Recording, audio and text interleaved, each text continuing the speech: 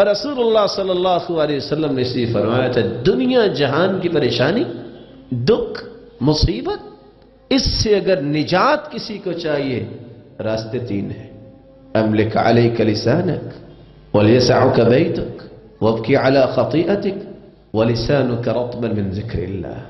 زبان پہ کنٹرول کر لو اور اپنے گھر میں قرار پکڑو، ضرورت کے گھر سے نکلا کرو۔ یہ مزاج دینی نہیں ہے۔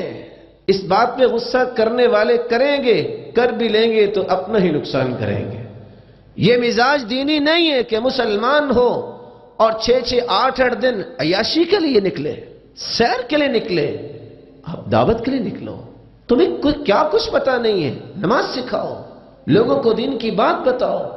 کسی ایک صحابی سے ایک روایت ثابت کر دو کہ اس نظریے سے گھر سے نکلے ہوں کہ ہم نے آؤٹنگ کرنی ہے۔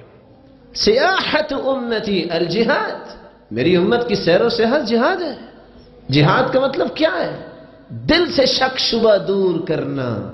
اگر تمہارے دل میں شک شبہ دور ہو گیا ہے، آپ ذرا باہر نکل کے تو دیکھیں، لوگوں کو دین کے بارے میں شک ہے۔